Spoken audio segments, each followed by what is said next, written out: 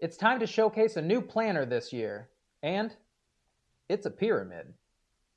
Since the market is oversaturated with cedar boxes, stand out above the rest with this sexy little number. The entire build costing only 28 bucks. I already have 11 orders for 120 bucks a pop. Free plans and a sales gimmick are in the description. I actually made this one to dial in the complex angles and waste a few cheap boards before chopping up the good lumber. The real deal stands 35 inches tall and has a base taking up over 6 square feet. The unique design allows you to grow up to 8 times more plants than a traditional garden, and it breaks down into 4 pieces for easy transport. First step to building our planter pyramids is to cut that 65-degree angle for that 2x4 structure. I'm going to use my circular saw since I cannot achieve those angles on the miter saw without building a jig, and since these pieces are quite hefty, I don't care to manage and try to get all that with the miter saw with the board sticking out in a weird angle. All you're going to do is set that pilot to be 4 or 5 inches down from the top of your board. This is because the circular saw's base is 1.5 inches from its actual blade. So by only measuring down 1.5 inches, you get one of these little numbers where it doesn't give me a perfect peak. So I'm just going to go down 2 or 3 inches and then solves that problem completely. Rotating on that pivot point, set the bottom degree to 65. If you guys are unfamiliar with speed squares, just know that the pivot and your degree marking will be on the same side of the board. So once you guys have that lined out, all you will do is just draw your line, and then you guys can cut the line however you feel comfortable. I actually just use my speed square and clamp it down onto my workpiece and use that as a temporary fence for my circular saw. Measure down 3 feet from the top peak and make a mark. 90 minus 65 is 25, so 25 degrees will be our bottom cut, and I just do this at the miter saw. And now we have made one of our uprights, so we just need 3 more. To make our pyramids look better than that, we need to rip a squared piece for the center for all of those 2x4s to rest up against. So on the table saw, we're just going to take one of those scrap pieces of wood and rip a 1.5 by 1.5 inch square. Our inside angle measurement comes out to 8 1/4. So at the miter saw, cut down that square piece we had just ripped on the table saw. Before I begin screwing anything together, I'm going to give everything a light sanding with some 60 grit sandpaper just to remove any burrs, writing, or lines that may have been on the boards. You guys may have been scratching your heads already as to why I'm not using pressure-treated lumber. I just don't like it. I don't like the look of it. I don't like it gunking up my saw blades. People generally ask me what it does to the plants and are weary of that. I just stay away from it for most of the projects I do. It's another reason I use a large majority of cedar boards because they're already naturally weather protected and I don't have to go around pressure-treated. If you guys are using pressure-treated boards, cool, nothing wrong with that. Just note there are some screws that you cannot use with a pressure-treated board because the chemicals that they put into that wood are made to give the board more longevity, and they eat bugs, and they also corrode metals. Nobody should be using drywall screws here today. Drywall screws are for drywall. They are very brittle. They don't have a large load capacity. They rust really easy. Just stay away from them. Construction screws, they have a zinc coating on them, so you cannot use them in pressure-treated wood. You can use them in outdoor projects, however, they are more prone to rust once that zinc coating begins to wear away. GRX screws are great. They have a large load capacity. They are pressure-treated board ready. The only issue is they do cost a little bit of money, so if you're going with this versus another screw, that's going to cost you more money to get those invested. Boxes are pretty expensive. Now, I have a whole bunch of exterior screws left over from when I actually did my deck project, and those are the ones that I will be using for this project here today. Again, it's not a pressure-treated board. These will hold up outside. They're not going to rust, and they're a pretty gray color. So that's going to be the winner right there. Since I have a 2.5 inch screw, if I pilot my hole about 3.5 inches down, I get a good amount of meat into this center board. So that is what I'm going to do first. Now we're just going to screw everything together. I'm using a Titebond 3. It is the only exterior waterproof glue that they make. Titebond 2 or original is not ready for outdoor use.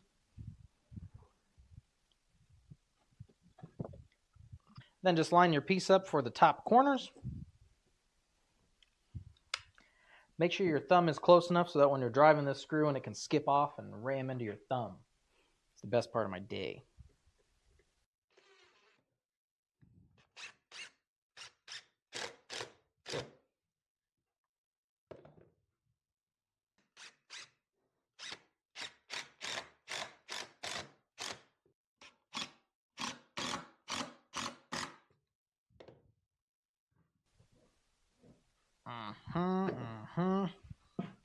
We're going to the ground.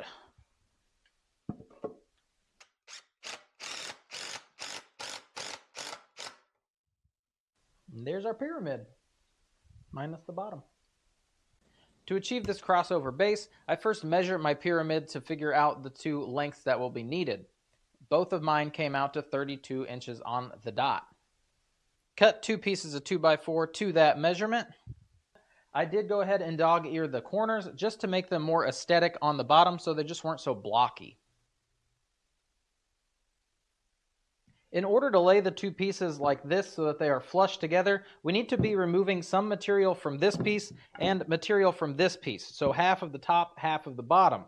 That is a half lap joint. So to do that, I first found the center of my board, which was 16 inches, and then I measured over 1 3/4 on both sides. I did that because my board width was 3.5 inches. That divided by 2, 1 3/4 inches. So then with our 2 pieces lined up, you just make those marks on your board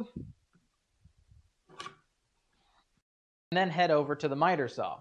Your miter saw has a depth control, and if you throttle that down, it won't allow your blade to go all the way through your piece. So we need to line it up to go half through our 2x4, and to do that, I generally take it down a little bit, make a pass, and then tweak it as I go to get that perfect cut. Something else I overthink every single time is that by limiting your saw blade's depth, it does not cut all the way through your material because it is a circle. So by adding a scrap piece of stock to your fence to bump that piece of material farther out, it allows your saw blade that full motion of cutting that piece in the front.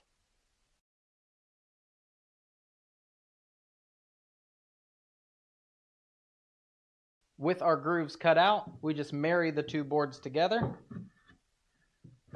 I am not ordained, so hopefully you guys are. There it is.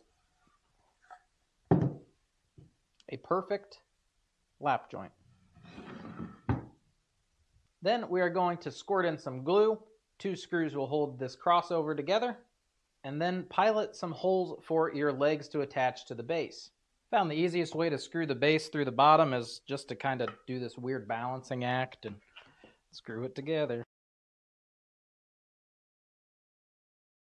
Now we need to set the miter saw up to cut the shelving for our pyramid so it looks less like a sailor's hat. First, we're going to set our miter saw angle over to 22.5 degrees to the right, and that is because most saws are right-hand operated so that our left hand can be back behind the blade, out of the way, in the safe zone. Then we are going to tilt our saw 40 degrees, 41.5 if you can. Mine, the lines are real stupid and it moves when you do this, so it's between 40 and 41.5, and that's perfect because your corners will get pulled together by the screws when you go to join everything together. I cut mine a different way because I do waste 1.5 feet with this method because it does kiss the back of my wall and I can't actually cut the end of my board off. Planning errors when I built a garage. So with this, we are going to make our first cut. Then we're just going to take our board, flip it over. Oh, God. Oh. Prettier on the other side. With our piece flipped over, we are going to measure down our distance. For this one, it is going to be an 18-inch shelf. So I'm going to just start actually at my 1 inch. I don't like butting this up against here. It's unreliable. So I generally start at 1 inch. So this I'm going to go to 19. With that, you just go ahead and cut your next line. With our first complete piece cut, this is going to blow your minds. You're going to take that board. You're going to flip him over again. You're going to take this board, flip him over so that your angles match up. You're going to draw a line. And now you're going to cut it on that line.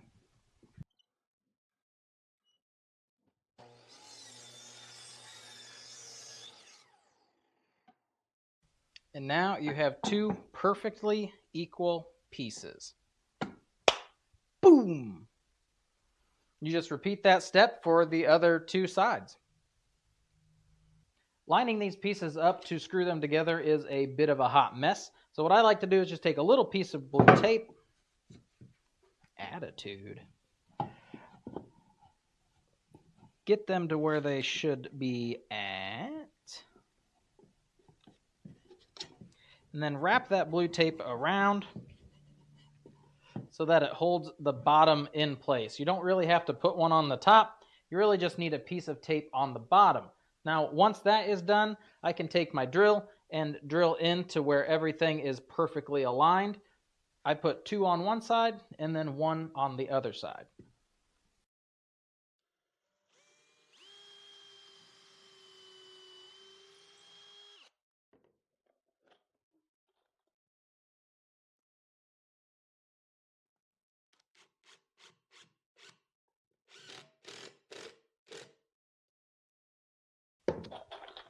It still pulls things in a weird direction.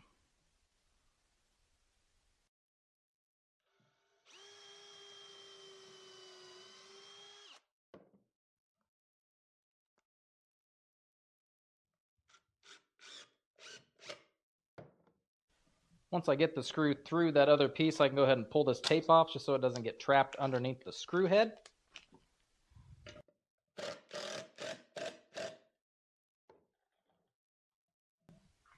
And then repeat it for our last side.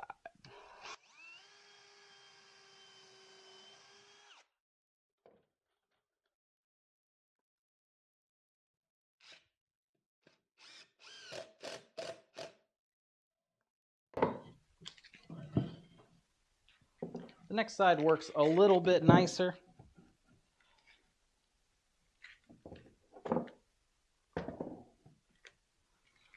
Also, the nail gun kind of floats around just to hold everything up while I'm working. It's kind of like an assistant.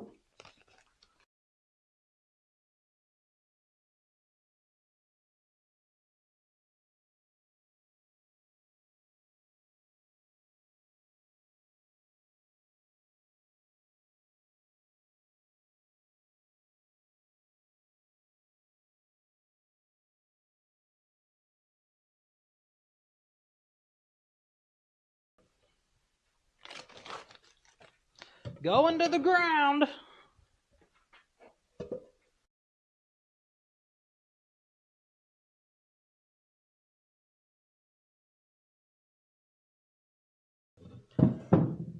There is our next completed shelf.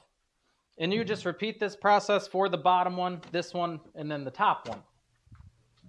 And at last I see the light, and it's like the fog has shifted, and at last I see the light. Or you could ditch the small board in the center and incorporate a 4x4 post for hanging plants or for patio lighting. Stay hydrated.